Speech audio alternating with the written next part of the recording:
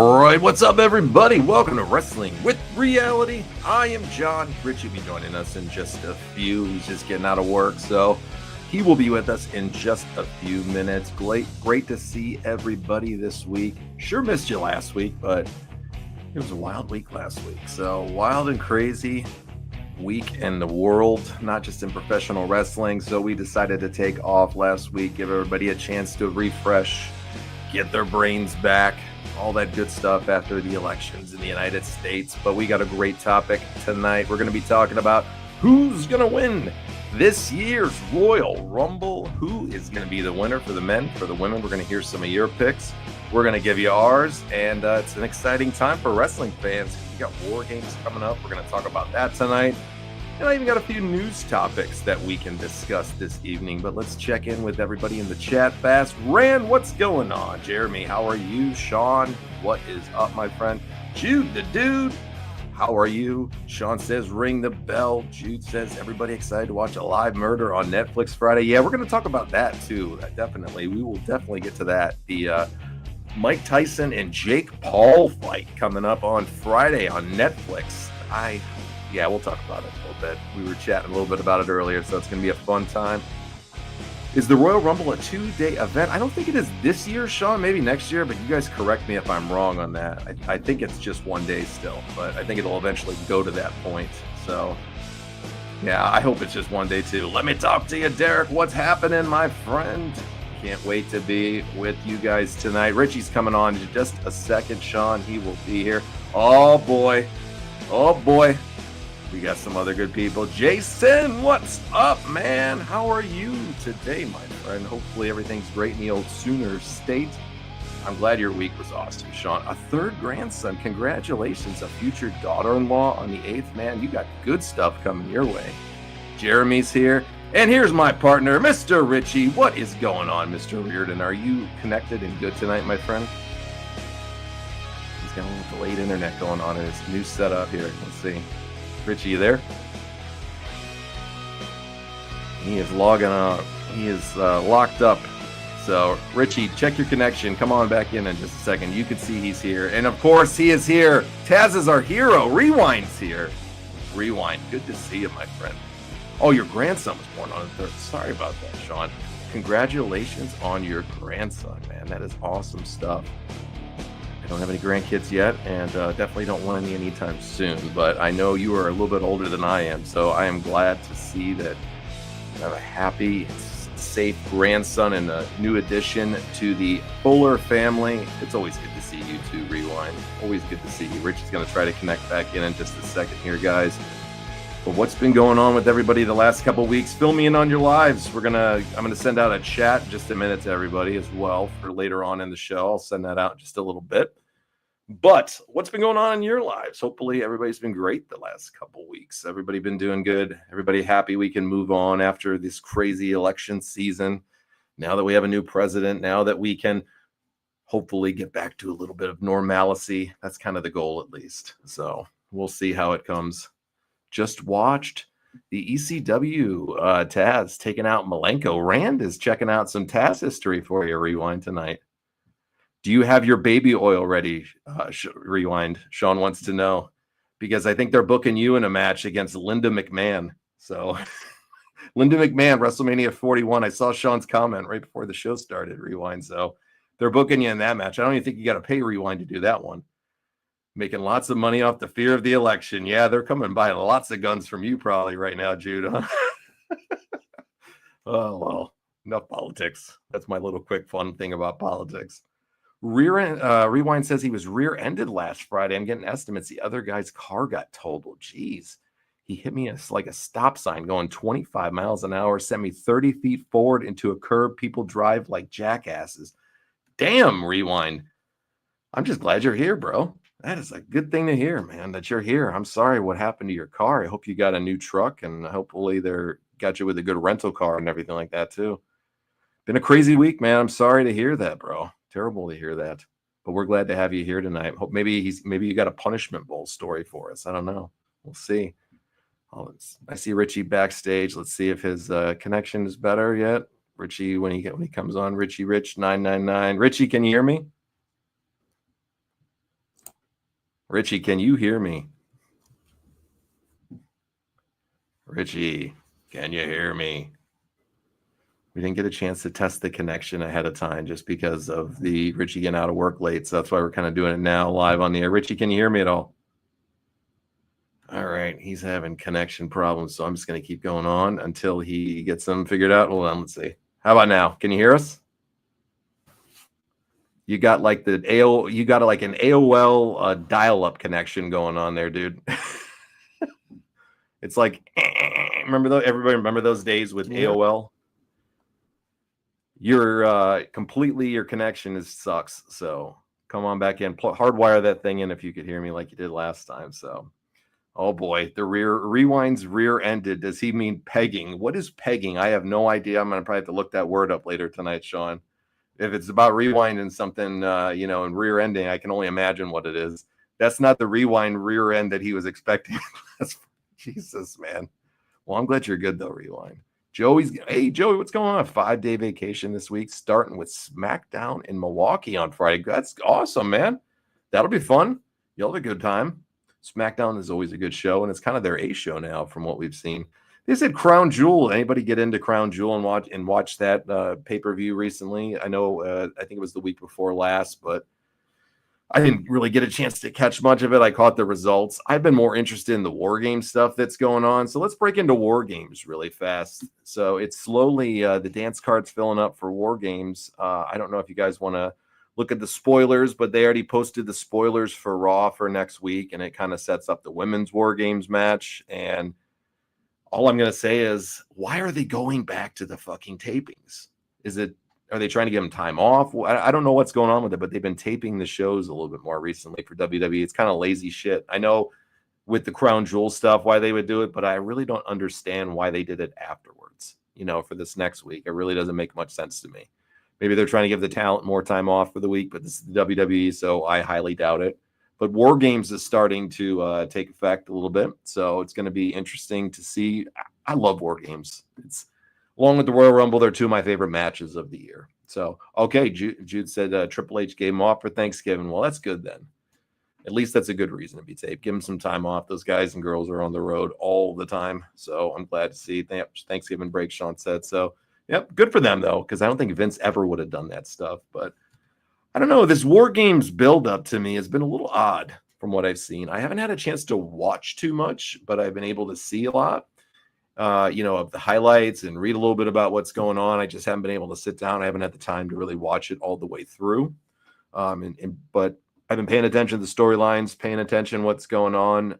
I first heard it was going to be 4-on-4, and then that they were pretty locked in on that. And then now they've changed it, and they are going to go 5-on-5 for the match. So with everything that's been happening at Crown Jewel, with everything that's been happening on the shows, they've been trying to piece together. For the men's match, it looks like so far for the 4, we have Jimmy and Jey Uso, Roman Reigns, and Sami Zayn, and they're going to be taking on, of course, Solo's group Solo, Jacob Fatu, and the Gorillas of Destiny, and there's a yet-to-be-named 5th person for each team. I know we've been talking about this a lot on the show, but we're going to get it. And I hope to God it's not what they were trying to book last night on Raw. They were kind of trying to tease Seth Rollins maybe joining them. Sammy was trying to recruit him. Seth said no. And then I saw afterwards they, did an angle with Bronson Reed for next week. If you don't want to hear any spoilers, I'm sorry. Just tune out a few of the things I'm going to say here. But I guess they're trying to tease maybe Bronson Reed coming in for their 5th man. I don't really care for that, to be honest with you. But if they're going to bring Seth in and that's what they're going to do, I think it's extremely lazy booking, in my opinion. Jason said last night was awful. The Karrion Kross Wyatt Six stuff is unwatchable. Yeah, I heard that too. Jude said that it seemed sloppy, bad booking leading up. Richie, we got you, bro. Got that internet Obama connection in Arizona. Yeah, KO, a lot of people are thinking might be the 5th man. So I'm seeing that. Derek's leaning towards Reigns, Uso, Zayn's and Rollins versus the New Bloodline and Reed. Yeah, that's kind of what it looks like they're doing. I hope it's a swerve, though, Derek, to be honest with you. I hope it's a swerve. Sean says Bloodline versus Bloodline, not very interested in it. Rewind says NXT was in the greatest little arena of all time. Yeah, we're going to get to that in a second, Rewind, because that was a pretty hot show. We'll talk about NXT in a second. But I really hope they go the other way. I've been saying it for months. I think the money angle in this is to bring Brock Lesnar back. Paul Heyman's hopefully going to be the one to come back as well and bring somebody to help them and get them in that fifth man role. I think Rollins would be extremely stupid to insert here. I think he made a compelling promo and argument why he didn't want to do it. I think that's the way they should stick, but I think they're going to keep teasing people. So ultimately, I think they're going to, go down the route with Brock Lesnar. I kind of think that's what it's going to be. They're going to go down the route with Brock Lesnar. I don't know about KO. I don't really want to see him in there, Joey. It's not really something I'm too interested in as well. Derek makes a good point here as well. This was another one I was going to say. What if he brings in Punk to join the team? Absolutely, because he's got to have some connection to these guys. And the only two guys that I could see him having a connection with would be either Punk or Brock Lesnar. To me, I'm going to go with Brock Lesnar as the one I want, but Punk would be a fun one. I don't think you're going to see Punk in another brutal style matchup after doing that Hell in the Cell. I don't think his old body can kind of handle it, but we'll see. Seth pretty much told both teams to fuck off. Yeah, he did. That's for sure. Oh, let's see if we get Richie here. Richie, what about now? Can you hear us? Try to hardwire in, Richie, like you did that the one time it didn't do it. Try to hardwire in. Okay. If you can hardwire in your cave there, see if you can do that, because we're not getting anything from you. I know you're still trying, but it's just not coming through. See if you can hardwire in. That's the easiest way to do it. But I don't know, guys. I love War Games. I'm interested to see where they go with it. I just hope they don't go the conventional route. What do you guys want to see for the fifth people, for those teams? Who is it that you want to see? Do you want to see it as Brock? Do you want to see it as Punk? Do you want to see it as Seth? Do you want to see it as Bronson? What do you guys want to see? You want to see a KO in there? I don't know. To me, money is Brock Lesnar. I really want to see the ultimate matchup being built up for Brock Lesnar. I want to see them teasing something with him and Jacob Fatu. I think the Royal Rumble is going to be the way to go to kind of build up a feud with Jacob Fatu and Brock Lesnar, maybe having Brock eliminate him in the Rumble and kind of going from there. But we'll talk about that, I think, when we talk about the Rumble in a little bit. But there's a lot that they can build off of here, I think. So I really hope that they build this correctly and just don't go the lazy way, because to me, the lazy way would be to go and, go with Seth and Bronson. Just doesn't make a lot of sense to me. Now, Rewind, of course, mentioned the great ECW where NXT was in the ECW arena. Really cool promotion. Really, really cool to see them bring some of the ECW legends back for the show. NXT probably is the hottest brand, I think, right now, once again, in professional wrestling. I don't think there's many that can touch them overall with what they're doing. They kicked the shit out of AEW yet again. I think they beat them by like 100,000 some odd viewers or some shit like that on this last one. Destroyed them the time before that, and AEW went to their, I think it was AEW went to their night or something like that on Tuesday night of champions or some shit like that. And NXT just eviscerated them. They kicked the crap out of them pretty good on this one too. And NXT's just firing on all cylinders. I think they arguably got the best women's show, women's division in professional wrestling right now. They're bringing in all this new talent that's coming in from across the world. And NXT is really, really building it up. And it was really cool to see the way they incorporated, like I said, the ECW legends in there. Bubba Ray Dudley's back. I mean, he was in the main event. How many people thought they'd see Bubba Ray Dudley wrestling in NXT in 2024? Not a lot of people. So good to see him back. Even Devon came back at the end. Dawn Marie in her 50s looked like a complete smoke show still. It was just awesome to see. Love the ECW, I love the, going back in time a little bit for ECW. Always been a fan of it. So good to see them doing it right way, because my God, the way they did it with that reboot years ago was just dreadful. So it was just friggin' dreadful. See, Rewind says, fun show. Absolutely. Derek says, will Rock be the Bloodline's fifth man? Doubt he do War Games. So yeah, that's what I'm kind of thinking with The Rock, Derek, that The Rock probably is going to be a Rumble on one when he comes in. But once again, we'll kind of get to that at the end of the show, because I think they would waste him to bring him in right now and do something like this. Do something else. Save him for later on. He's going to be the big part of WrestleMania, I think, this year. And once again, we'll talk about that in a little bit. Sean says, I find NXT boring. Wow, interesting, Sean. But hey, it's not everybody's flavor, so I totally get it. Blackjack Laza's here. What's going on? Wish RVD had a match, though. Yeah, because he can still go in the ring, too. He can still go in the ring.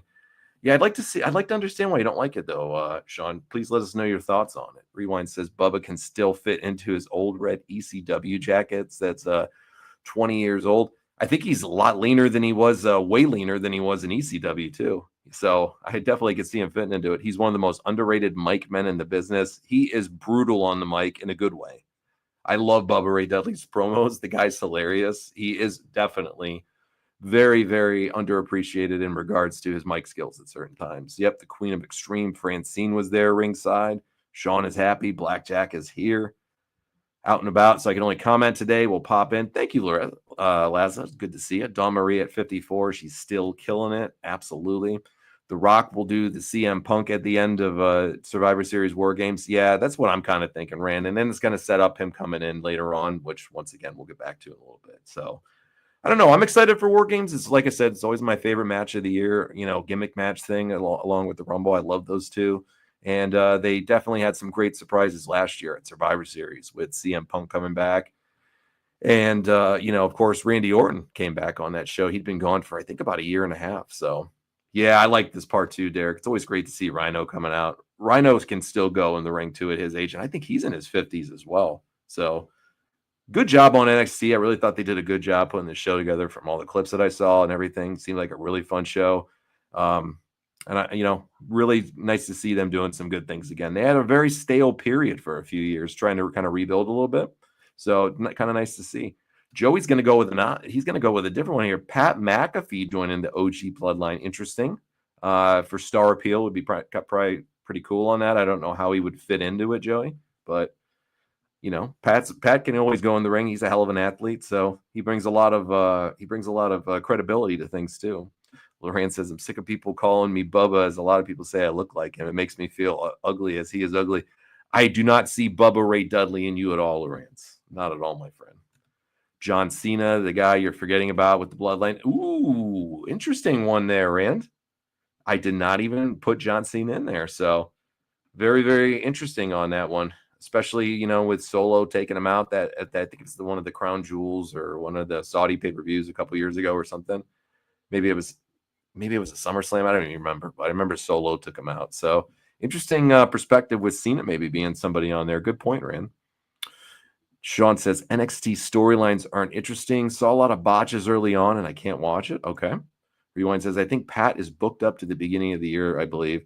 I mean, he has enough freaking jobs right now, right? I mean, he literally, this guy is like on NFL Game Day. He's got one of the most popular shows, in the world for sports. I think it's like every day for like 3 or 4 hours on ESPN. You gotta admire the hustle of Pat McAfee, man. I hated him when he first came in too, but I'm a fan of Pat McAfee for the most part now. I love that he's a fan of the business too, and he's very passionate about what he does. So I love that about him. Survivor Series War Games is in Cena's wife's hometown. Okay. All right. Where is it coming from this year? I forget. Where is War Games coming from this year? Somebody fill me in. NXT has non-interesting storylines and AEW has no storylines. Yeah, there you go. What is their storylines that are going on? We'll talk about AEW in a minute because I want to talk about the scumbag of the week, and it's a new award that I'm going to give this week. Maybe we'll kind of start a trend with it, but this guy's going to get the first honors of the scumbag of the week award, and it's going to tie in a little AEW afterwards. So bear with me on that. But interesting piece of business that came out this last week was Bruce Pritchard and Michael P.S. Hayes, longtime guys with a lot of power in the WWE, are on an indefinite leave of absence from the company. So indefinite leave of absence. Pritchard's been there for the better part since 1987, I believe. And he had a period of time where he wasn't there, of course, and then came back later on. He was fired in the late 80s at one point. So it's interesting to see. I guess he's maybe had some health issues and, some other things that might have been going on with him. So maybe that's why, I don't know. He doesn't look healthy when I see him on, some of the clips. His podcast has gone complete to shit over the years. He seems so disinterested in it. He just looks like he's so miserable, Pritchard. And I'm sure he's probably under a crazy amount of stress, crazy amount of pressure, and a guy his age probably isn't the best idea to be working those insane hours that they do. But he seems like a wrestling fan for life and a glutton for punishment. He sticks around, but nobody knows the true reason why Bruce isn't around. I hope if he's having health issues or something more important, I hope it works out good for him, and he gets that under control if it's something like that, or if he just needs a time off. I don't know. I think the writing's kind of on the wall, and I think a lot of these older guys like that, and especially the old Vince McMahon guys like a Pritchard, probably won't be making it many more years. Nothing against their age or what they've done for the business. They've had great contributions, but I don't know. You see people get weathered a little bit. I don't know really the deal with Michael P.S. Hayes' stuff, but they were saying it was like personal matters and things like that, of course. So who knows what it's all about, but interesting to see that both of those guys, aren't right now in the fold over there because they've been such big players for so long. Christian Cage is going to get his mouth smashed in by the great Baby Hook for running his mouth. Yeah, he took him out. That's bad news for, father. Hook coming after him, not a good thing, Rewind. Supposedly they are out for family health issues. Yeah, I saw that about JBL filling in for Bruce on his podcast. I'll be honest with you, Derek. I'd rather hear JBL doing it with Conrad than the Bruce shit, because I used to love Something to Wrestle. It was something I always looked forward to listen to. Bruce was always an interesting guy. He was always a lot of fun to listen to and had good stories. He was kind of a bitchy guy all the time, but that was kind of what you loved about his personality. But through the years with his commitments, since he went back to the WWE and everything, his shows have just kind of sucked really bad to me. And it was just all the time they're doing, these rehashes or whatever the hell they call them, the mega shows where they're just combining old shows where he talked about certain things. And hey, if people love that nostalgia, great. I used to listen to him religiously back in the day. I'd love to hear new content. If they can't do it, I get it. I understand, I think he's probably not going to be doing it too much longer. I think it's a great idea to bring JBL with them. JBL stories are just, to me, the things that I love to hear. He's a man's man. He's fun. He's a wrestling god. I think it's great. I hope they stick with him for a while. Yeah, they got the Ring Boys date stuff coming up, things that they're bringing back from the 80s. I think they sued Linda and Vince on that one too. Could be wrong, but I think they sued both of them on the Ring Boys stuff. So I'm sure we'll be talking about that more in the weeks to come. Jude says he's probably going to be part of Vince's new entertainment company. Yeah, you never know. He needs some of that love he had as Brother Love. I love you. He should call him to heal him, Sean. Brother Love, very interesting character. Always found it as a lot of fun. Brother Love, Brother Love, Brother Love. Well, that's a little bit of WWE news. Let's go to the Scumbag of the Week award, though. And this is going to go to none other than probably one of the biggest parasites in wrestling for many years that a lot of people would agree on. And a guy that I don't know how he's made it as long as he has. I don't know how he's made as much money as he had in the business, but he eats, he sleeps, he breathes professional wrestling, and he is very, unbiased according to him, but we all know the truth. And it's Dave Meltzer gets the nod for this week's Scumbag of the Week award for some of the things that he said. So story came out last week that, longtime wrestling personality, behind the scenes guy, somebody that's been in the business for 50 some odd years, Dutch Mantel, was extremely sick. His wife, same thing, very sick. Both of them were nearly dying, at this point. And apparently they've been really, really ill for many, many, many years and have been battling some real bad health issues. So apparently Dutch and his wife both got admitted to the hospital, nearly died, had a lot of issues and things like that. And it came out that they were having some financial issues because of the cost of medical care, the procedures that they had to have done, being in their older ages. I don't know their financial history. It's just what they kind of came out with. And they started a GoFundMe page for it. So they decided that, they were going to do a GoFundMe page for Dutch and his wife, which I think was awesome. It's great to see that people are giving back to the community, the wrestlers that they love. And it's nice to see that, people can rally together to help somebody when they're in need. That's what we should want to do in this world. And it was terrible to see that Dutch was going through a lot of health issues. His wife was going through them. I'm wishing them both the best on a speedy recovery. Dutch has a podcast that he does. I think it's on YouTube. Maybe it's on other outlets too. I think it's called like Story Time with Dutch or something like that. If I'm wrong on the name, guys, tell me if I'm wrong on the name.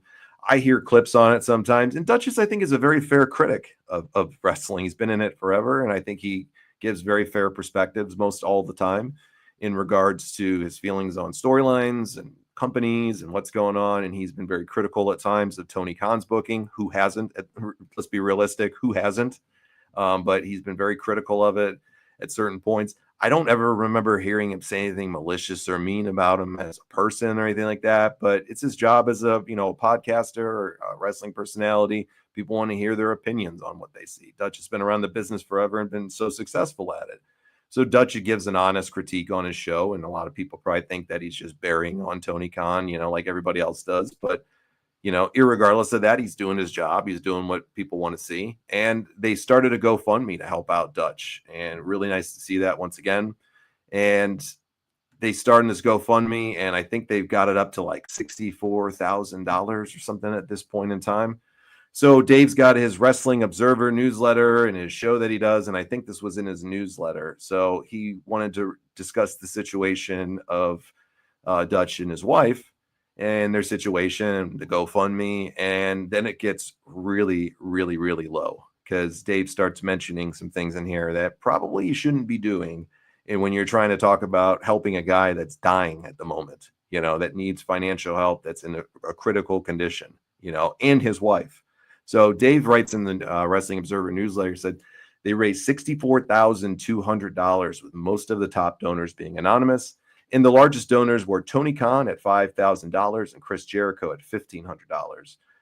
This is Dave writing this once again, folks. And I say kudos to Tony Khan and Chris Jericho. And there was a lot of other people, too, that were bigger names that donated a lot of money to that Dave didn't mention. He just mentioned the AW guys here. And, I give them all the credit in the world. I know Tony's a billionaire. I know Jericho's super rich, but they don't have to give anything to anybody. And Tony's a very generous and kind guy to people from what I've seen many times. We can criticize his storylines, but he seems like a really good guy, really good heart. And he donated $5,000. Chris donated $1,500. Keep going on with Dave's right up here. He says, with Khan, many have pointed out that Mantel as a podcaster was brutal to Khan, even being critical of him when the promotion was at its popularity peak, and he recently criticized him for the contract terms of Swerve Strickland. Why do you need to bring it up like that? Why do you need to bring it up at that time? So he goes on to say, it's something when a former wrestler gets mad at a promoter who can clearly afford it for what he pays the top talent. He was doing it after he knew the deal was put together and he was going to make the company exceedingly profitable. He's talking about Swerve here and just bringing him on for this big contract. Wrestlers using the old school. He doesn't draw money and not understanding that this isn't a mom and pop week-to-week business based upon live event numbers, but one is that is the worst-case scenario would generate $250 million a year in revenue. He's talking about AEW bullshit. No, not happening. I just can't see that. But hey, whatever. I really wonder where Dave gets these numbers. So I'm sure it's from Tony Khan feeding it to him too. So yeah, whatever on that. And to most of that, the revenue is guaranteed ahead of time. So he went on to just go on and bash him right here and start talking about his family now. So he says he's battled sepsis twice over the last year. Both times nearly took his life. He had a month-long stay in the hospital. His wife also had sepsis and diverticulitis to the point that she's been hospitalized 11 times since May 11th, or 11 times since May, and she had emergency bowel resection surgery, lost 70 pounds. Because of the extended hospital stay, their insurance and life savings are depleted, and they started a GoFundMe account for them. This is once again from the newsletter here, folks. He goes on to talk about they raised $64,000 with most of the GoFundMe profits, and then he went on to go talk about that. And basically, why would you do this in a post where they're trying to help somebody, and then you bring up that he doesn't like Dave or that he doesn't like Tony Khan in his booking, and goes on to kind of question why these guys would do anything for him? What do you guys think about that? Is that a piece of shit move to me? Is that a piece of shit move to you as it is to me? Dutch responded to it today, and he was very upset about it. And he went on to talk about, you can say whatever you want about me, but you brought my family into it. You were discussing their personal matters and business. You had no right to do that. And then you wanted to bring up my critique of somebody. And then he went on to basically go praise Tony Khan for his generosity. Say, I hope you understand. I'm just doing this as a job. Like, I'm not criticizing you as a person. He said, Tony can obviously see it. So he was very appreciative and thankful for it. I suggest you go check out the interview. I think it's on WSI Interviews on YouTube. He does a ton of wrestling shoot interviews. So if you ever want to go check it out, by all means, go right ahead. Lawrence says, Jim Dutch point things from their experience in wrestling. They hype it up a bit, but Tony, if he's smart, he was absorb the knowledge they're offering as well as anyone else wanting to learn from the best. Sounds like Dave should be replaced by a primary school teacher who would do his job better. When I went to school, and they also gave stars in the form of sticker form plus jelly beans. Rewind saying scumbag shit. Yeah. Jude says, why would you jump on a soapbox to preach all this bullshit when they simply need some help? And as a human, you help each other. He's a fucking tool that tries to stay relevant. Sean says, is he even relevant? In his own mind, he is, guys. And in his own mind, he is on this stuff. I just, I don't understand why you would think that this is a good idea to do. You know, people who haven't realized Dave Meltzer is a piece of garbage for all these years and just a liar in so many ways and somebody that bullshits people, and he is the most favoring of AEW no matter how shitty they are. When his partner even basically calls him out on it on their shows, on the clips I've heard, that's when you know that this guy is a low creature. He guaranteedly is getting kickbacks from them.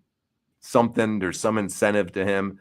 And the sad thing is that Tony's listening to a guy like this. That's the most ridiculous thing. There's real people out there that can actually help his product, and he's listening to the Dave Meltzers of the world, I'm sure. Pretty wild stuff. Derek says now AEW neckbeards will see Dave's comments and they won't donate to Dutch's GoFundMe. I think that was his intentions, and that's low for even Dave. I would agree with you, Derek. It was just this condescending tone that he takes with everything, especially if it's not with somebody that he cares for and likes. You know, let people help this guy out who's going through something fucking tough in his life. But no, you got to sit over there and be a prick about it. Fuck that guy, man. And anybody that stands by that type of shit, that's a low move. You don't have to like somebody, but don't screw them at the end of their, or when they're at their worst moments. Don't be a dick to them. You know, they're not doing anything malicious and mean to you or wrestling by criticizing a product. Everybody's entitled to have an opinion. Don't disrespect somebody when they're on their low moments in life and when they're going through hard times. So shout out to Dutch. And if you guys got a couple bucks, the GoFundMe's out there. Look it up if you want to contribute to it. I kicked in $50 to it too this last week when it came out because, hey, you know, everybody needs a hand. We've all been there before too. So if you got a couple bucks to spare, throw it out Dutch's way. I'm sure he would really appreciate it right now. Him and his family are going through a lot. So we all support being good over here. We don't want to see just shit moves like people like Dave Meltzer doing that type of stuff. Yeah, Jude says TK is listening because these trash stroke his ego. Yeah, 100%, man. You guys are right. Meltzer should issue a retraction and then donate $10,000 to Dutch and his family. Agreed. I don't know if anybody saw this too last week. Meltzer got completely punked online. He decided to go out and retweet a parody account. Not retweet, excuse me. He took the information from a parody Twitter account called WrestleVotes with no W on it. And it says right in the bio that it's a parody account. And they had put a post up that said, WWE Backlash 2025 will be in the Tokyo Dome. So, of course, Dave jumped on that shit, you know, thinking it's legit. I mean, he's got credible sources, everybody, you know. These are from his credible sources. And he ends up tweeting out right afterwards, you know, Backlash 2025 is going to the Tokyo Dome. And then people just punked him real fast on it because, of course, people who are intelligent can realize it's a fucking parody account and not something that's real. And Dave, backtracked a little bit, but didn't even issue a retraction, tried to put the blame on somebody else, and he looked like a complete tool. The best was Eric Bischoff's reaction to it. Anytime Dave says something stupid, I just wait to see what Eric Bischoff is going to do because he just waits for it. He loves to just egg Dave on, and I'm all for it. It always makes my day to see him egg him on because he just hates his guts. And of course, I don't think Dave likes him any bit either. So it's always fun to see Bischoff's reaction to, you know, the stupidity of Dave Meltzer at certain times. Because Dave puts out a lot of stupid shit all the time. Let's see. Let me go to the comments here. 1 second, guys. Lawrence says, my hat goes off to Dutch. Don't blame him if he shoots on Dave like Dutch is Gene LaBelle and makes Dave shit himself. He did say in his clip, and you guys can hear it for yourself, that he would like to not punch Dave or hit him like that, but he would love to slap the shit out of him. He said that there's some people that just deserve a good slap, and he's glad he's not around him now because he'd probably slap the shit out of him. So, and I believe that he would. Good. I hope Dave Meltzer stays away from Dutch Mantel because he might get a backhander or just a complete bitch slap right in the face. Lawrence says, I love when Eric Bischoff burns Dave. He always rips Dave's balls off, and he has fun doing it too. That's the best part. All right, guys, I put a link out in the stream on YouTube and on Facebook. If you want to come on, just got to have good audio, please. You know, we try to avoid the problems with audio or connections. That's why Richie was having some issues tonight. We couldn't he couldn't get it fixed up here tonight. I think he's in a new place with the setup. But just have good audio, good connections. Jeremy, I'll send you that link out in just a second, buddy. So that way, if you want to hop on, you're more than welcome to. And anybody else, it's fair games for this topic we're going to talk about next. And the topic we're going to talk about is the Royal Rumble 2025 and beyond. Who is it going to be that's going to win the Rumble for the men? Who's going to be that's going to win the Rumble for the ladies? Who are your choices? Where do you think it's going to lead for WrestleMania for them too? Now, I'm sure we're going to do this topic a bunch of times, you know, right after the Rumble when it's coming up, we'll discuss it again. But with War Games being a big part to set this up, that's kind of why I believe, we'll hit on this many times because War Games is where it starts and where it's going to go. Who knows where it's going to go? Rand's going for Perry Saturn. You love Perry Saturn, Rand. Like Rewind loves Taz, Rand loves Perry Saturn.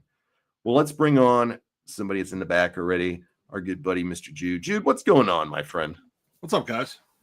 I saw I've never seen it because I just got big into college football the last couple of years. Finally picked my team. I'm a Ducks guy. I've been with them before the season started, folks. I'm not hopping on the bandwagon, all right? I've loved them, all that good shit.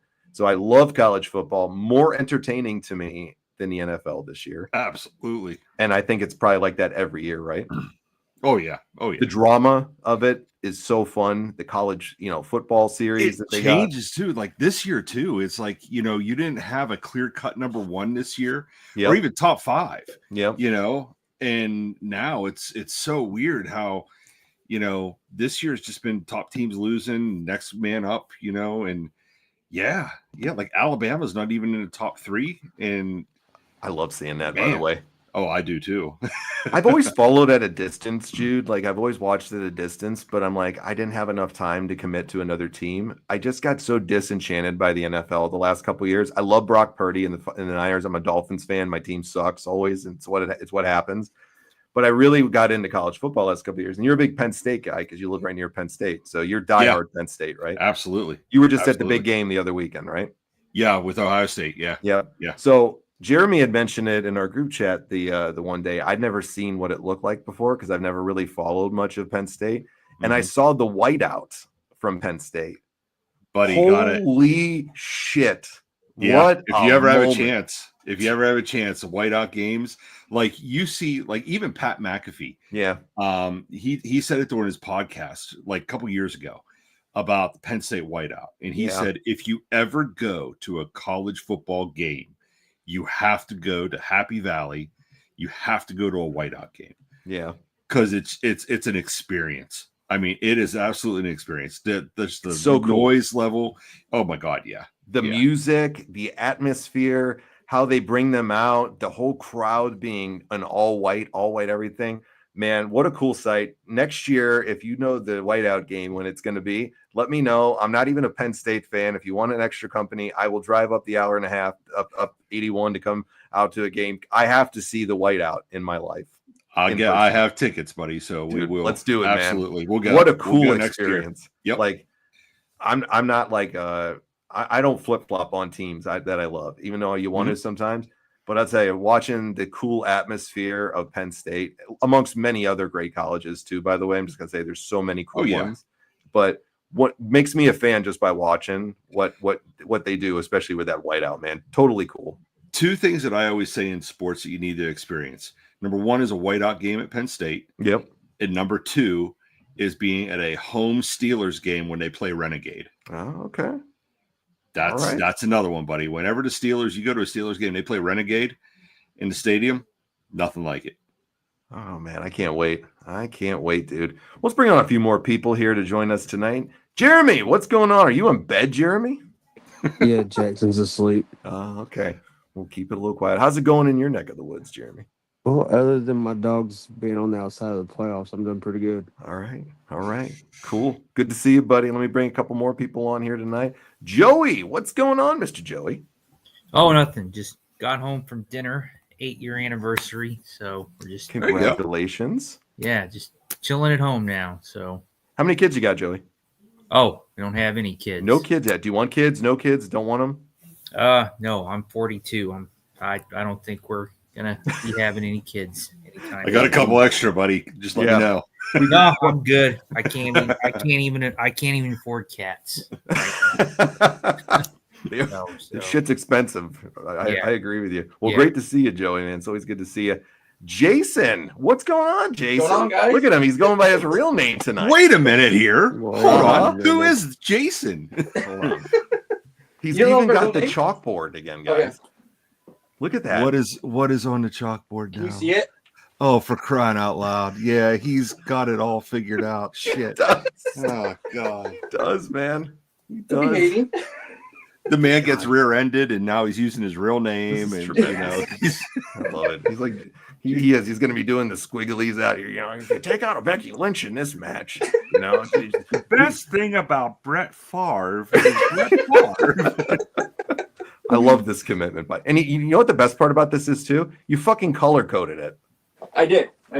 Look at that. What commitment? What commitment?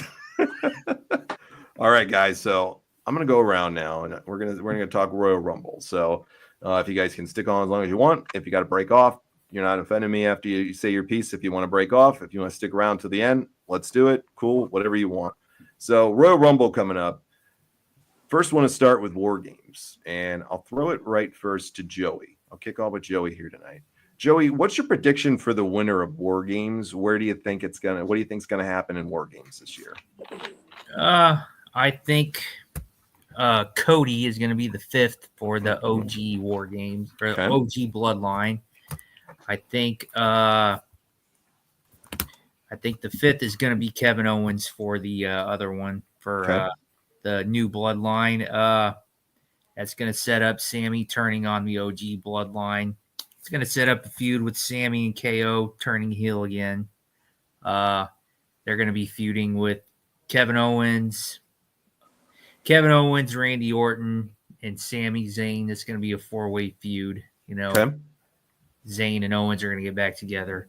It's going to carry into Jimmy and Jay and Roman feuding with the Bloodline still. It's going to splinter off into maybe Randy and Cody feuding. That's going to carry into the Rumble. Okay. You know, that's where I see everything going. All right. Do you think we get a Rock sighting at the end of the War Games match or at any point? Or do you think we're going to wait? I think so. It's in Vancouver. They shoot a lot of movies in Vancouver.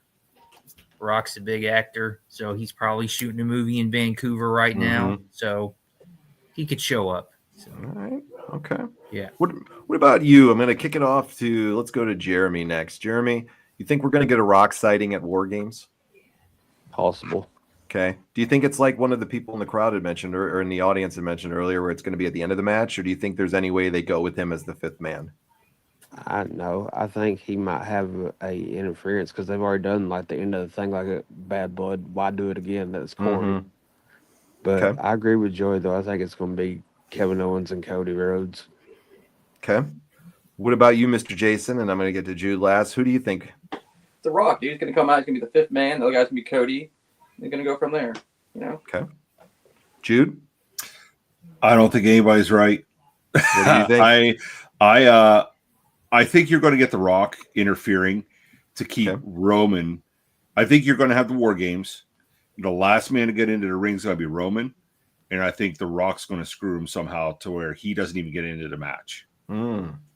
Interesting. So, a couple things with the 5th man for each team. I I could see Paul Heyman bring in Brock Lesnar for Roman, but I can also see Solo Sikoa bringing in Braun Breaker. Interesting. Throw Braun Breaker into it with him. If they don't do it, I think you are going to get Bronson Reed with Solo and Seth Rollins with Roman. Yeah. Because I think they're going to hold off Brock Lesnar because they're hoping Brock Lesnar will go up against Gunther. You think Brock and Gunther is the money match, or you think it's Brock and Jacob Fatu?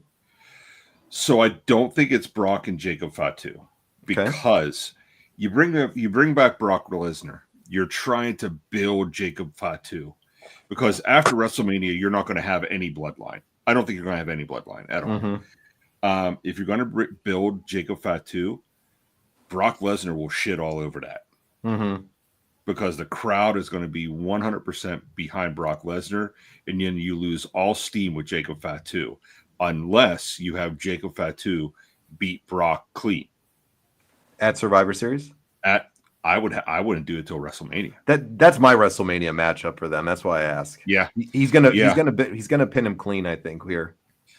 I think he has to. If you get him to pin him clean after WrestleMania, you're going to put Jacob Fatu in a title match.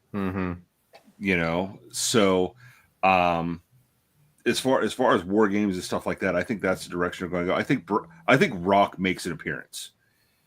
I don't think he does anything physically. I don't think they throw him in a match at all. I think a sleeper though for that, I think Cena. Yeah, Rand mentioned that I think earlier about Cena. Cena's an interesting pick. A sleeper pick. Yep. Yeah, he's an interesting pick. I think Cena's a great pick. When I heard it from Rand earlier, I think you guys all have great choices for that too, or where you're kind of seeing it.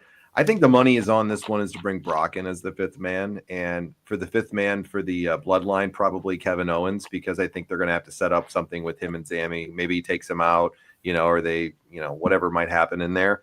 I could also see maybe Sami getting taken out even before the match by Kevin Owens and getting knocked out of the match. And maybe they bring Cody in there instead in his place. And then they're all thinking to themselves, really, what are we going to do now? And then here comes back the wise man bringing out Brock Lesnar, or even a CM Punk, like someone mentioned, would be cool. But I'd rather see Brock because I want to see them start setting this stuff up with him and Jacob right now for WrestleMania.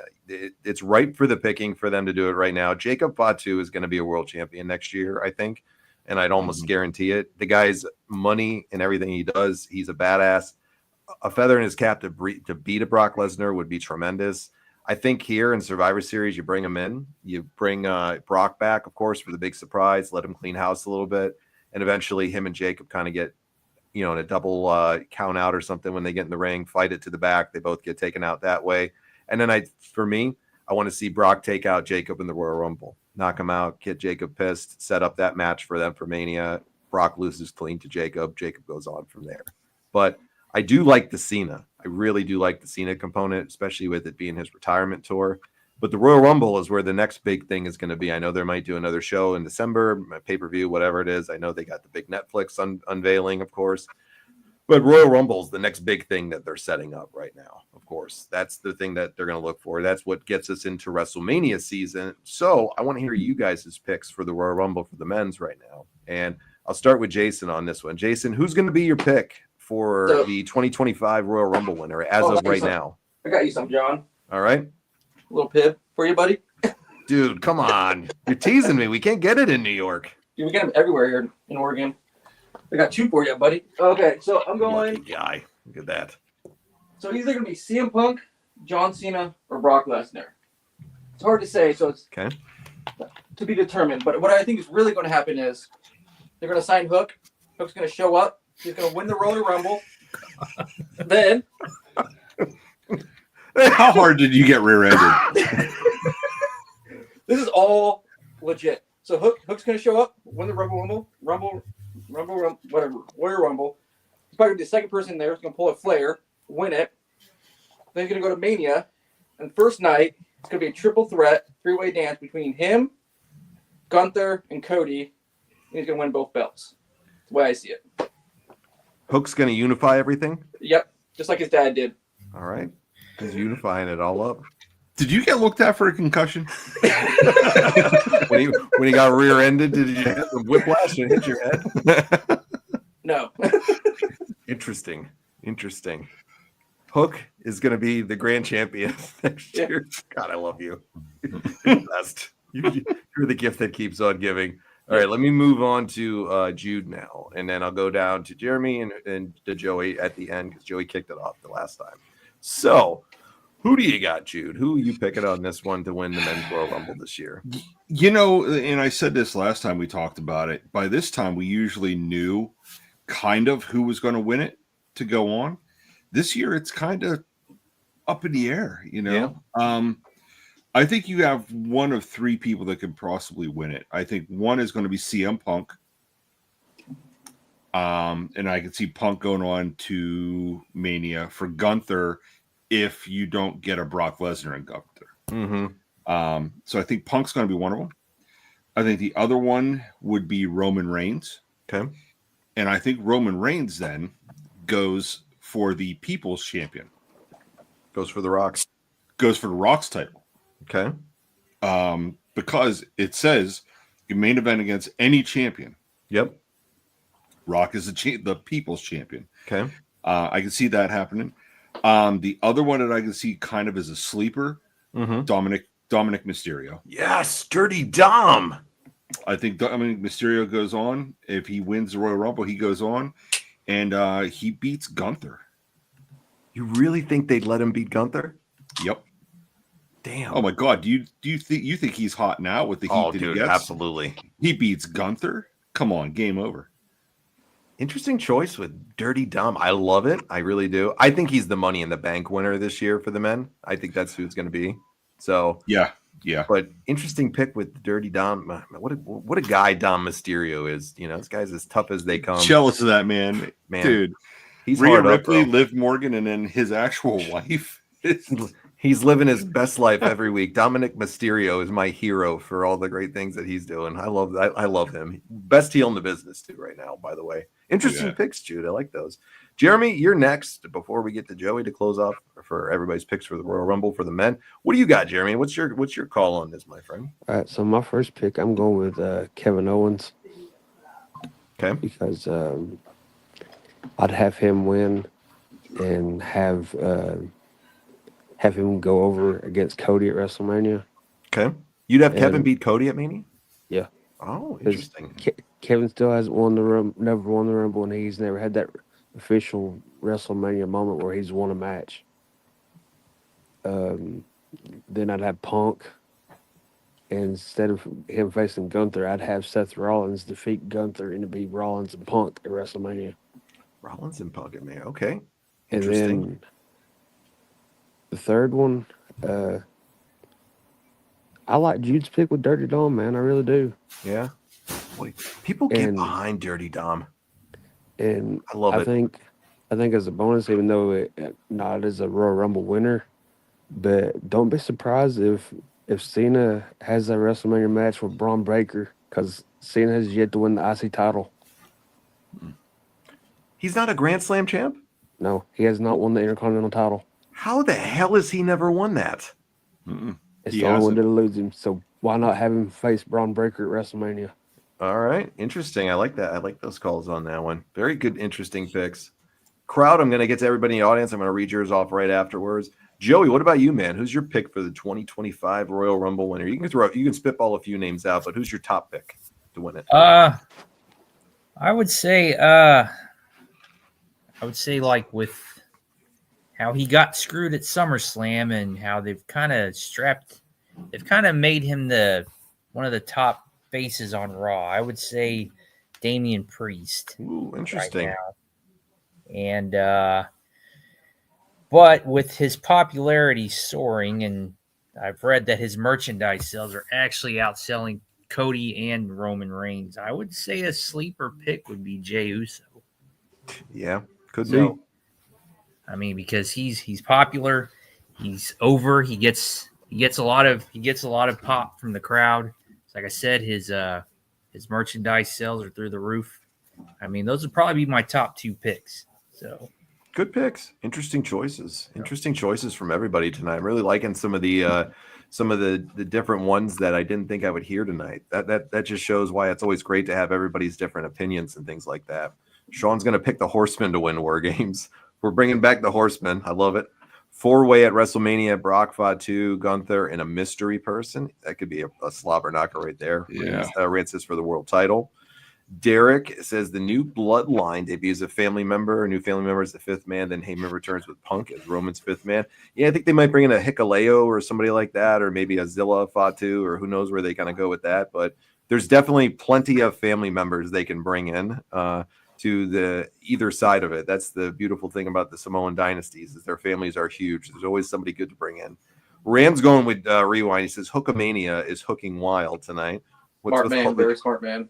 Yes, sir. What's with all the J's in the name in the video chat? I didn't even realize that. Yeah. Jude, John, Jason, Jeremy, and Joey. I did not even realize that. We're the 5 J's right here today. Good the J crew. Derek says, Jude took mine. Roman wins the Rumble, but picks The Rock and the People's title as a swerve. Cody defends the title against Orton. Gunther defends the world title against Cena. And Punk goes one-on-one with Rollins at Mania. Great picks on matches right there. There's a lot of storylines they can do. Rand's going to go with Dirty Dom being the Money in the Bank, and Finn makes it so he gets the world title belt. I hope Dom gets the title sometime soon. LA Knight, Sean's going with. He wins the Rumble. Yeah. I love LA Knight. I think last year might have been a good year maybe for him, but I think they missed the boat on him.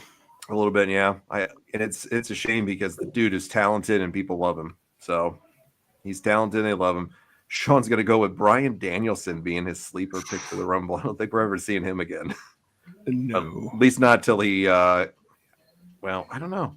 He hasn't really buried WWE, so it's not like he's done there, but he seems very happy with where he's at in his life. Are you ready for the new tag champs on Monday night, the Awesome Day?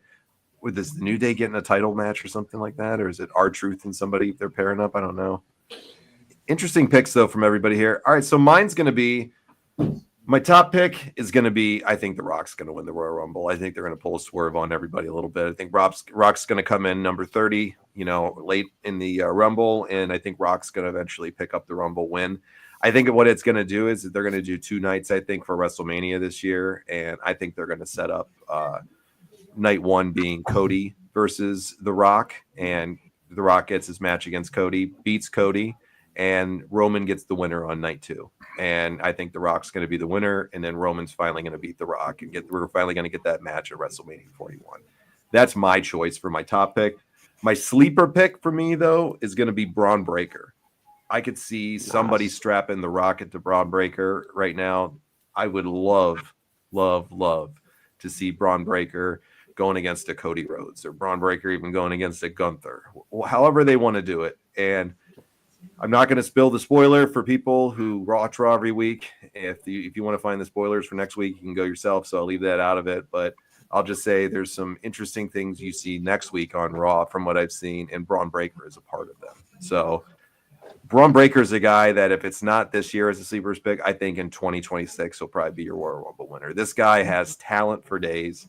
He's going to be a big player for many, many years to come. He'd be a great sleeper pick for me. But I'm going to go with The Rock as my ultimate pick. Who knows where we'll be in a month or so, guys? I know we're going to revisit this again, but my top pick would be The Rock.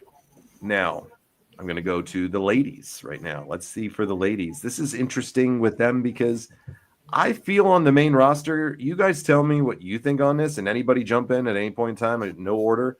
I think they're really dropping the ball on the main roster with a lot of the women's storylines, minus what's going on with Liv Morgan and Rhea Ripley. NXT is beating them leaps and bounds in their women's division right now, and it really, really shows to me the lack of direction that they have had outside of Liv Morgan, Rhea Ripley, and Dominic Mysterio. Nia Jax and Tiffany Stratton shit to me is just whatever, it is there. It's not awful, but it's not like compelling television.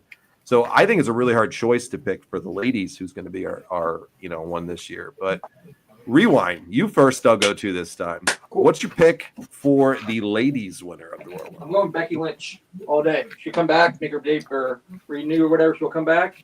She'll win the Rumble. She'll face Liv Morgan at WrestleMania, and then Liv will beat her. That's what I'm going with. Okay. So Becky's taking out Liv at Mania. No, Liv's taking out Becky. Oh, Liv's taking out Becky. Yeah. All right. Do you think Liv is going to drop the title at all anytime soon? No. I mean, no.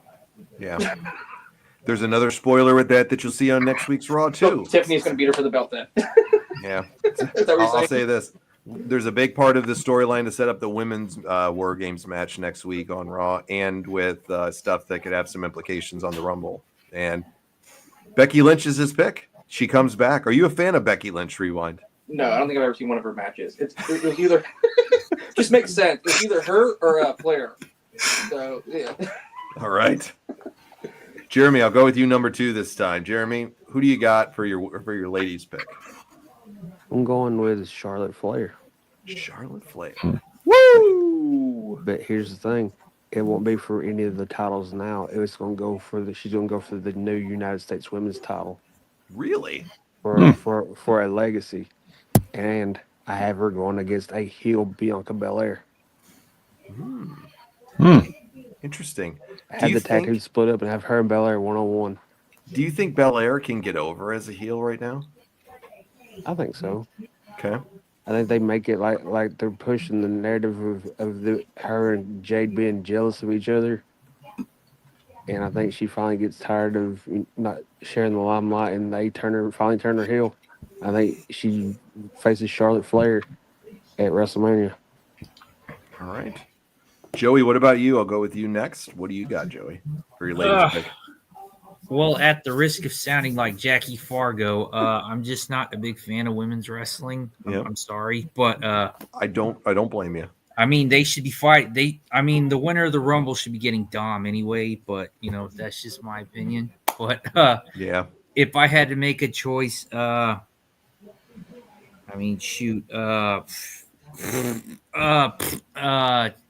Raquel Rodriguez. She wrestles Liv at WrestleMania. Okay, I don't know. Oh, I hope not. Just like I said, they should all be fighting for Dominic anyway. So I don't know. Every girl wants to fight for Dominic Mysterio. Yeah, so I want to fight for Dom.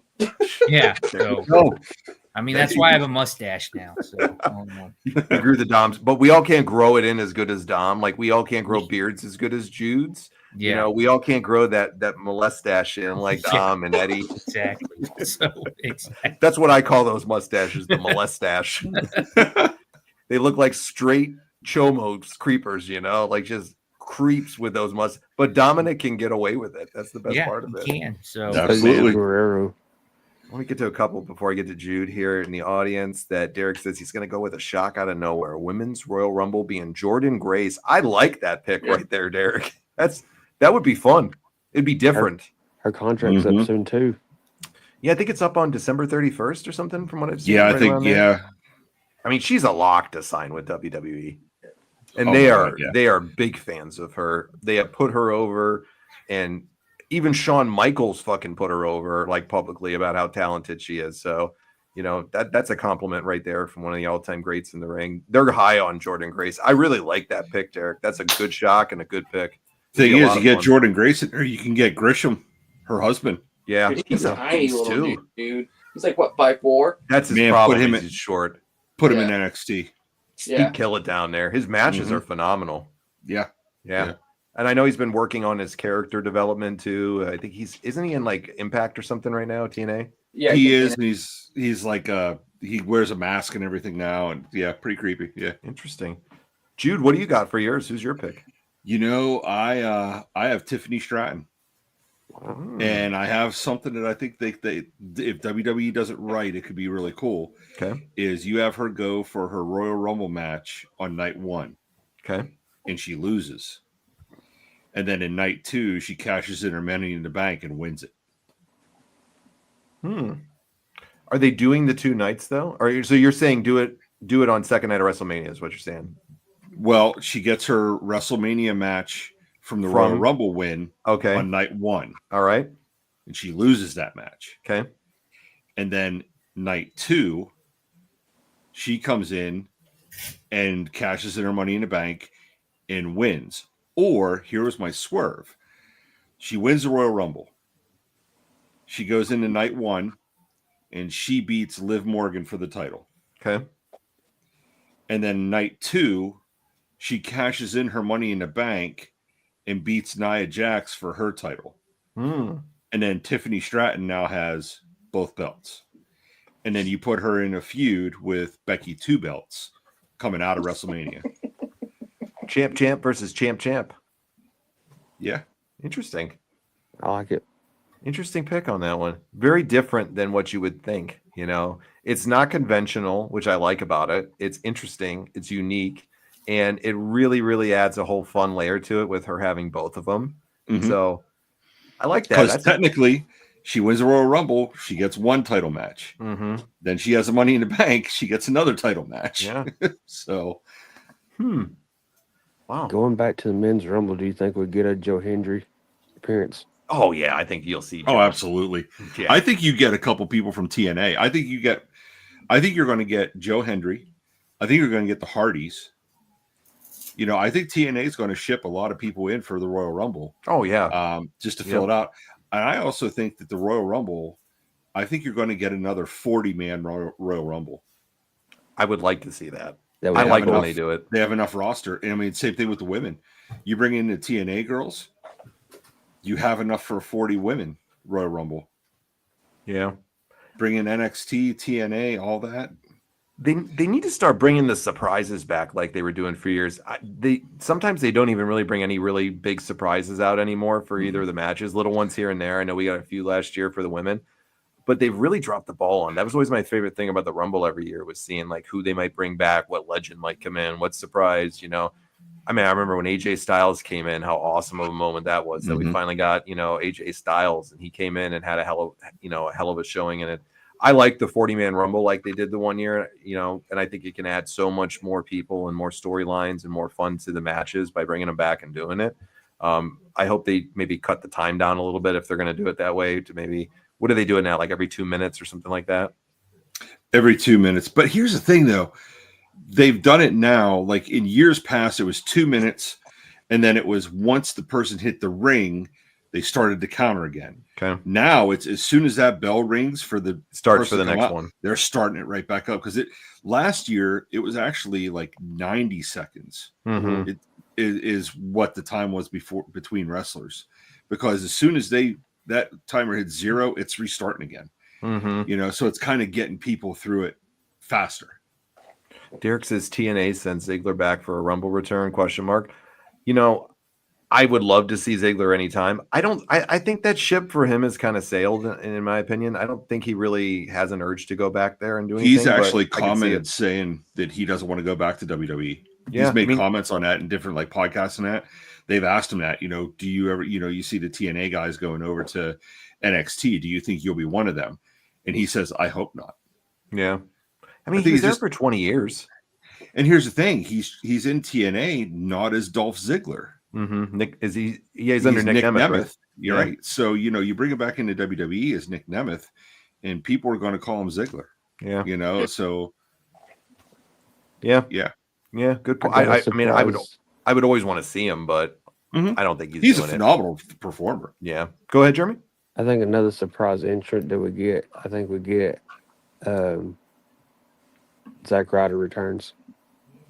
I hope so. I heard last year signed with a major company. Yeah, I heard last year they were thinking about it, and he's not opposed to not doing it either. He likes doing what he's doing right now, but he's somebody I could definitely see coming back down the road. And he's another one though. You got to bring him in as Matt Cardona. Yeah, yeah. The Zack Ryder shit's done, right? Right. Get rid of that. Yeah.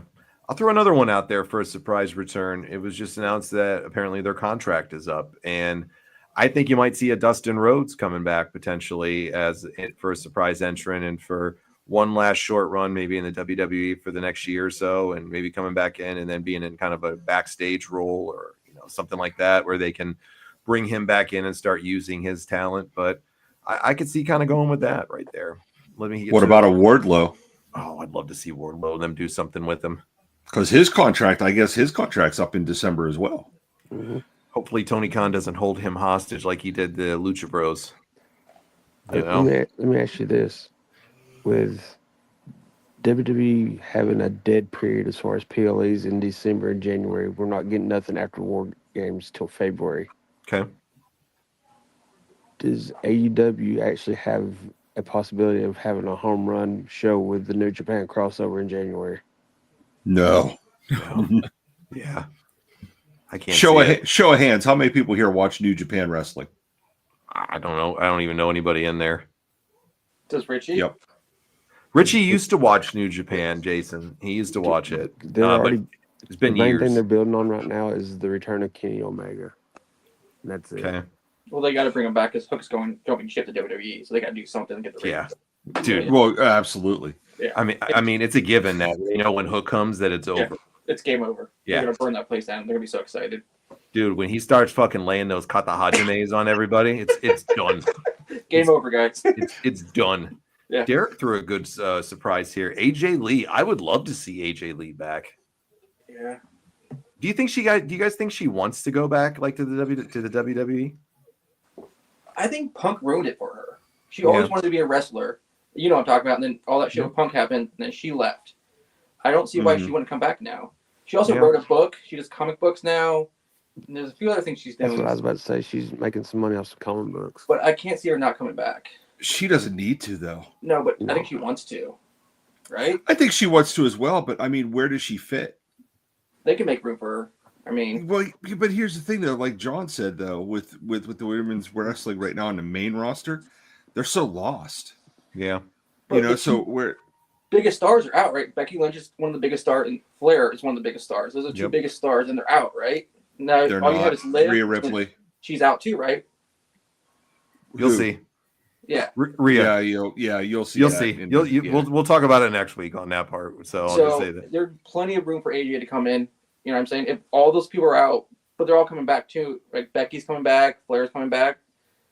So I think there'd be room for AJ. Yeah. I would love to see her come back. She's a class act too. I really like AJ Lee as a person from everything I've seen. You know, and she's a phenomenal wrestler too. Great performer, beautiful woman. I mean, she left out of loyalty to her husband, of course. You know, and I respect that. I can see her doing. I can see Go ahead, Jeremy. I can see her doing a one-off with her and Punk against maybe Seth and Becky. Mm-hmm. Here's a good one right here. I heard Rumble falls on Rusev Day this year. I'd love to see Rusev come back. Nice. What about for the women? What about another sleeper? Be Alexa Bliss. Yeah. Very good point. Because she's been gone for a couple years now, right? Yeah, she had her baby, and then there was talks about her coming out with the Wyatt Six, and that really never came about. But there's also rumors now that Braun Strowman might go into the Wyatt Six. What a debacle that angle has been. Man, it's just drizzling shits. It is like it went over the way that they thought of right at the beginning when they were doing like the little vignettes and stuff. Man, I agree with Bubba Ray though, or Bully Ray. Is I wouldn't have had them anywhere near a wrestling ring until WrestleMania. I would have just teased the shit out of it, and then not had them actually wrestle till WrestleMania. Could you imagine just the entrance that they would have for WrestleMania? That would have been cool. You know, and just Bully Ray has some of the best ideas for things in the wrestling business. Like if I was starting up a wrestling company, my first call for a booker is him. Absolutely. Because I don't know why they don't use him for it. You know what? If Tony Khan was smart, Tony Khan would throw him all kind of money, him and Tommy Dreamer, and just go book my show for 1 year. And at the end of that year, if our ratings are up, our profits are up, and everything's up, I will hire you on for a multi-year deal. And I guarantee you, Bully Ray, with the way that he's, because like if you listen to Busted Open after every, like Bully Ray wants to believe in AEW. He wants to, but then Tony Khan just goes, hold my beer, and fucks that up for him. He won't come on the show with him anymore either. He won't talk to him. Nope, won't even talk to him. But like, what a bitch move.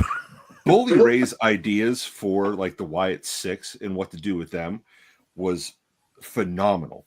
Like even just the little things, like he was like, whenever they first debuted, he was like, you had them come through the gorilla area and they destroyed everybody. And then the very next time you see them, they come out the entranceway.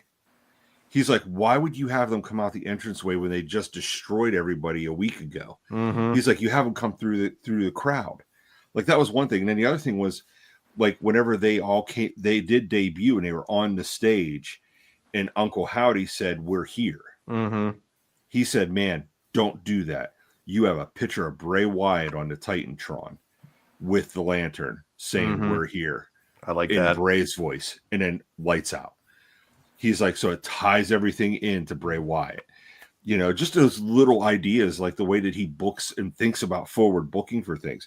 He is shit all over the MJF and Adam Cole match. It's awful, and it makes no sense. Makes absolutely no sense. Yeah. It's zero and sense. Adam Cole should be the bad guy in this. Mm-hmm. You know, he's the one that did the bad thing here. Like, and I have zero idea.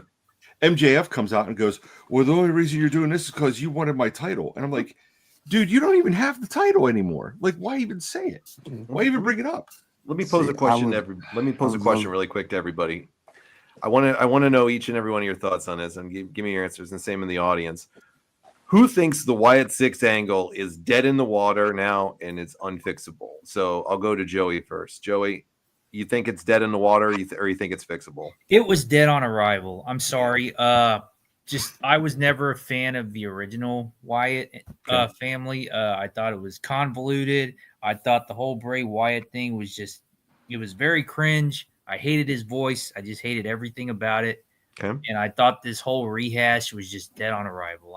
I was never on board with it. I thought every character, Dexter Lumis was a great character by himself. Mm-hmm. I thought Joe Gacy, the woke activist Joe Gacy that debuted in NXT 2.0 would have been great on the main roster. I thought Nikki Cross with Sanity was great. I thought I don't think Rowan should have ever been brought back. I just thought this thing was dead on arrival before it even debuted. I'm not a fan of it. I was never a fan of it.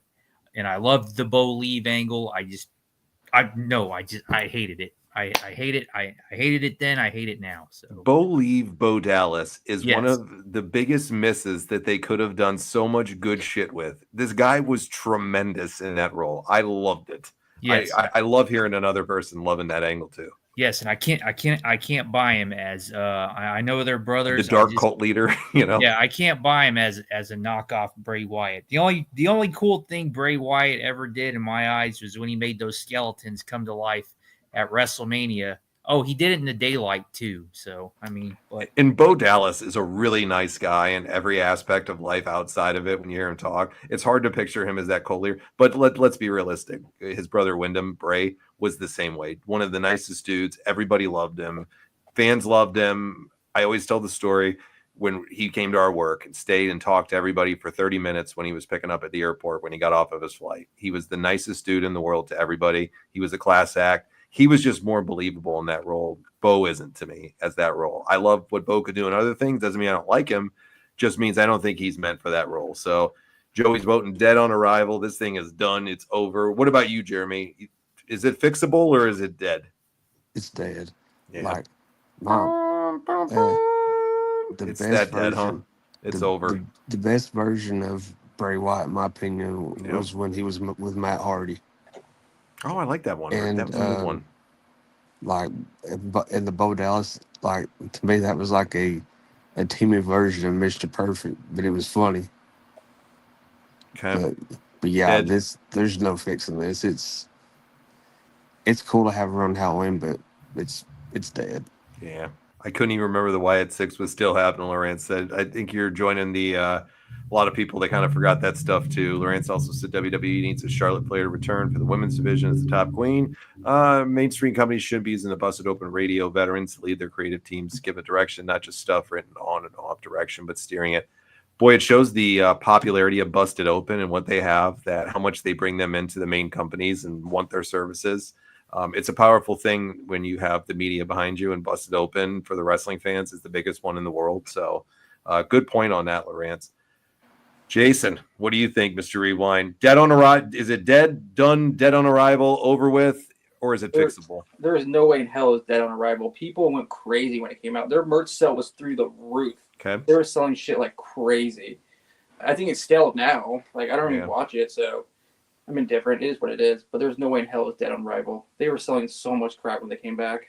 You know what was the bad point of it? It was so cool to see them come back and what they did, and the spectacle of it was awesome.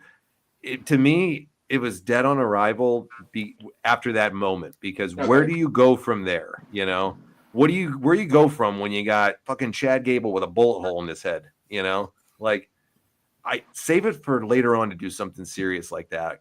Kick everybody's ass, do something. It was hot right off the bat. I think they killed it right off the bat, because where do you go from there? You know, where do you go? Talking about it right when it happened. People were talking about it right when they showed back up. They were selling shirts like crazy. So I think it lost its mystique too when the mask of Uncle Howdy. It's cheaply made. I'd have dyed his hair gray and maybe done like some Rob Zombie makeup and make it look freakishly big. It's just cheaply made mask. Yeah. What about you, Jude? What's your thing here? Done or salvageable? I think for a mid-card group, it's salvageable. Okay. I think for a main card group, it was never going to get over. Mm-hmm. Bray Wyatt, when he came back, I am telling you now, Bray Wyatt was going to be the next Undertaker. Mm-hmm. 100% was going to be the next Undertaker. Even Undertaker says that. Undertaker said, whenever I whispered to him in the ring that one time, he's like, I was telling him, this is your show now. This is you. This persona, this aura of the Undertaker, this is you now. Mm-hmm. Because he talks about it during his one-man show. And again, I say this all the time. If you ever get a chance to go to that, go. It's phenomenal. But he talks about Bray Wyatt, and it hit him hard whenever Bray Wyatt passed away. But like I said, I'm a big Undertaker guy. Bray Wyatt was going to be your next Undertaker. 100%. But as far as the Wyatt Six group, look, they never brought Bo Dallas in to be the next Bray Wyatt. They never brought him in for that. They brought Bo Dallas in to just continue a legacy, and not so much Bray's legacy, but the Wyatt legacy. Mm-hmm. You could still have the Wyatt Six come out, and I don't think they've booked them correctly. I don't think this has anything to do with them being bad. Yeah, they're all talented people. They're all talented. Joe Gacy's phenomenal. Dexter Lumis is phenomenal as well. The only one that's not talented in the group, is no slight on them as a person, is Rowan. He has no star appeal to me whatsoever. There's nothing about him that grabs me. I liked him in the Bludgeon Brothers with Brody Lee. Yeah, Brody. Sorry, I don't want to. What do they call him? Luke Harper. In WWE. Yeah, Luke Harper. I love the Bludgeon Brothers. Other than that, I mean, all I can ever think about with Rowan is that fucking spider that he was walking around with forever. Yeah, I just think that you could salvage the group as a mid card, and like I said, they haven't booked them. You booked them against Chad Gable. Nobody cares about Chad Gable. Now you're booking them with Karrion Kross's group, and you have drizzle shits Karrion Kross, and now you're doing the same thing to the Wyatt Six. Like, Karrion Kross could be so much more than what he is. Yeah, way more. And it's just, I don't know. We'll see what they do with this whole storyline with the two of them. Yep. We'll see, but yeah, I think as a mid card group, they're salvageable, but they're never going to be a main attraction. I think it could maybe bringing in Raven as the mentor, manager of the Wyatt Six as their leader with his great psychology. I mean, Raven's always an interesting character. I don't think there's a good enough love towards Raven and vice versa that they'd ever bring him back for anything. I don't think it's happening. Yeah, it's never going to happen. He has a documentary coming out. Raven does. Does he really? Yeah. Mm-hmm. Oh, okay. Yeah. When's it supposed to come out? I heard it's really sad because it talks about his addiction with drugs. Oh, okay. Mm-hmm. So, yeah. He's a bright mind for sure. I mean, he's a tremendously bright mind.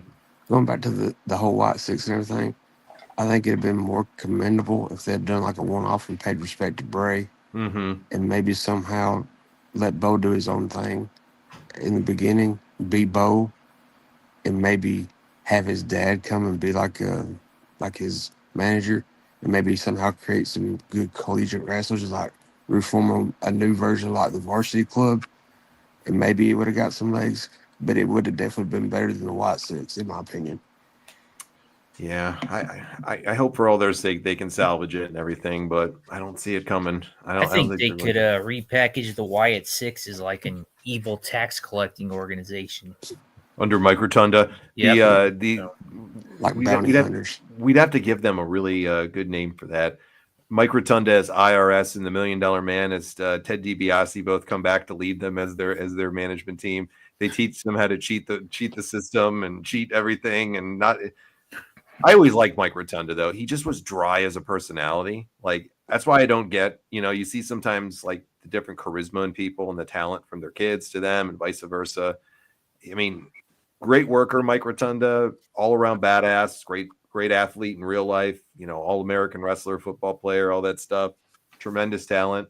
But boy, his sons had way more charisma to me than he ever did, which is a great testament to, what they were able to do. And out of all of them, by far, to me, nobody out of the whole family touched Brady. I don't know. I don't think his sons could make a boat captain gimmick work like he did. Oh, yeah. What was his gimmick for that? Was he Captain Mike Rotunda for that one? Yeah.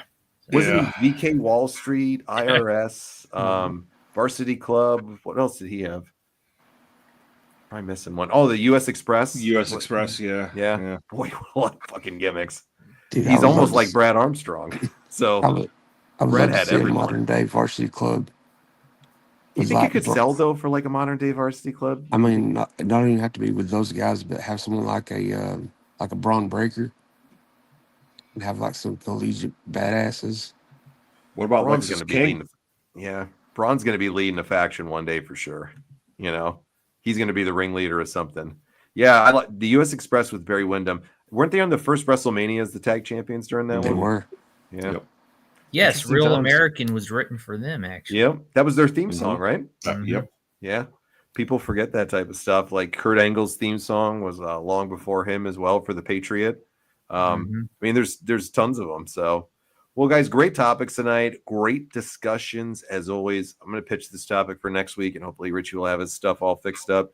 Next week, I'm going to pitch a watch along. Let's do a War Games watch along, and I'm going to call and make the pick on this one. We did it a few years ago on the show, but I want to do it again, and I want to watch the War Games match from 1993, and it's going to be Sting Squadron, and we're going to have 92. Nikita.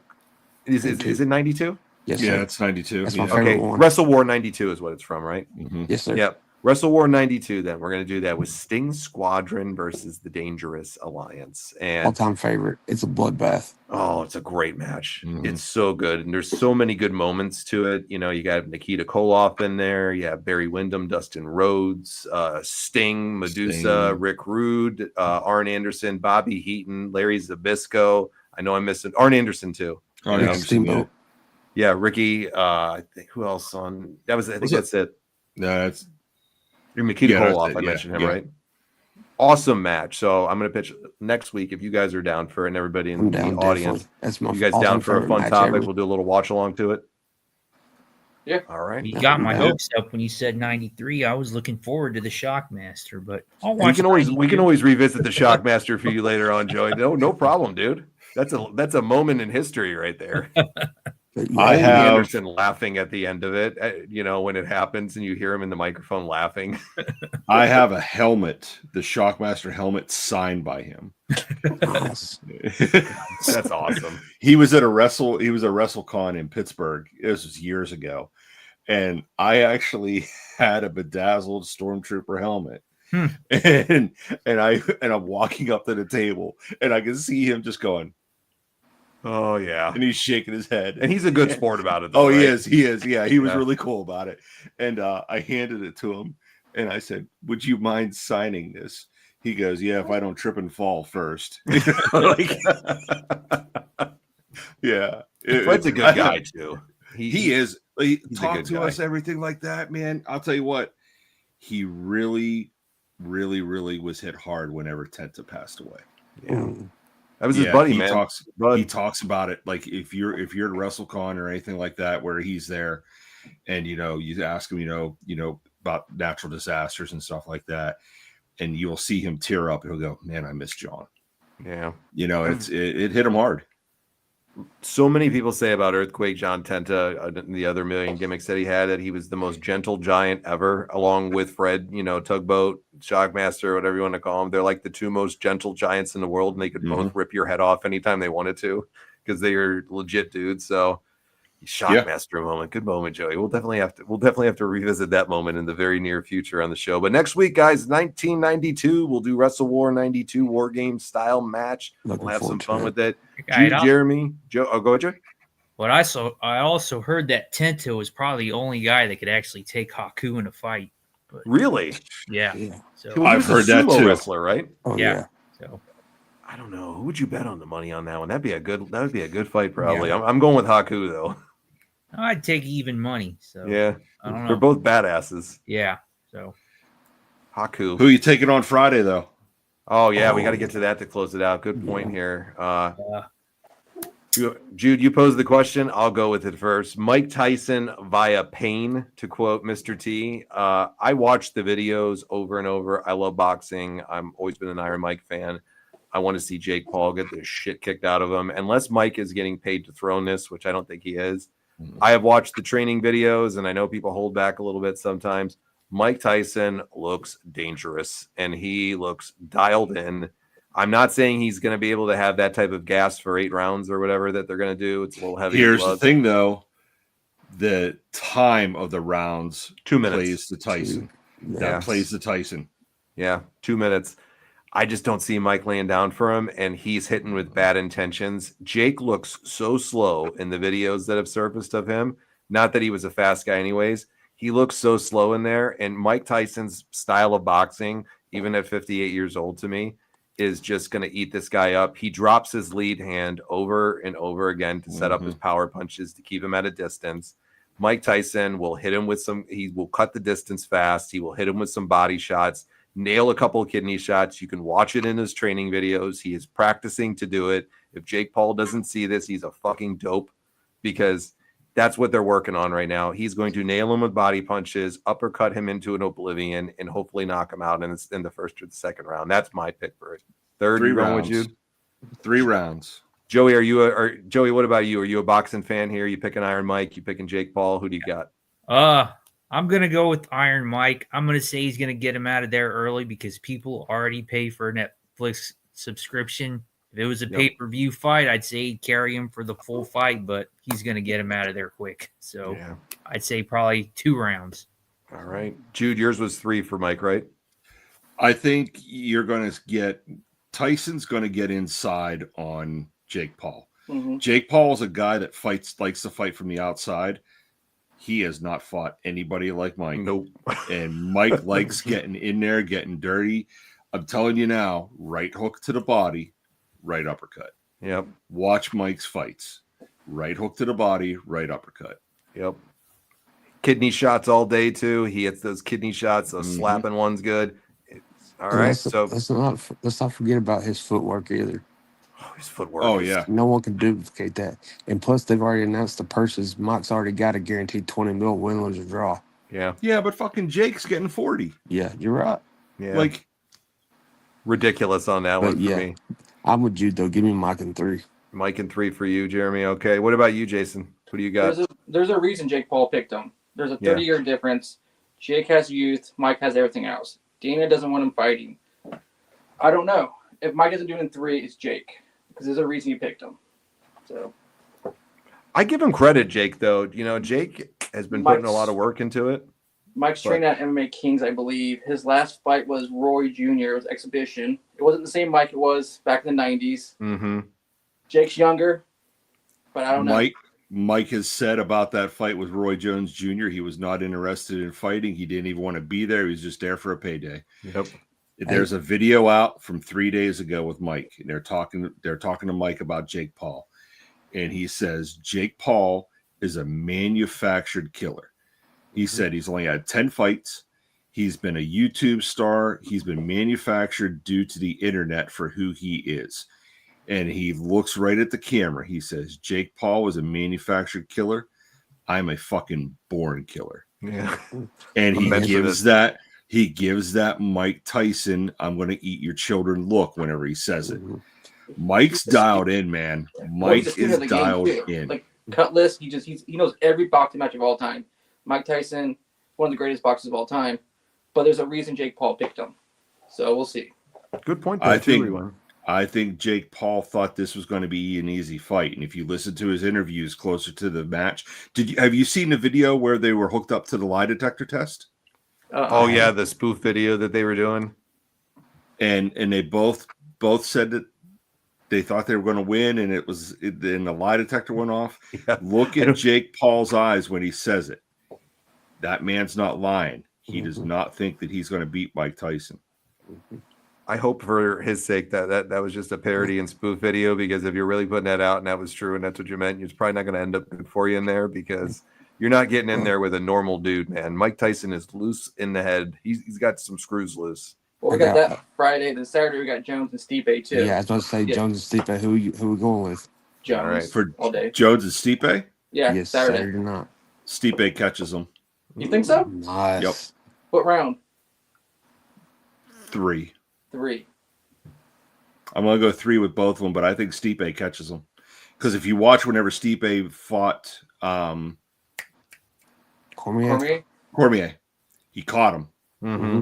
He caught him. Cormier was beating him that whole entire fight. Body punches, yeah. Yep. And then Cormier got caught. And that's whenever Stipe beat him. Cormier got caught. John Jones is going to get caught. You watch. When's the last time John Jones fought?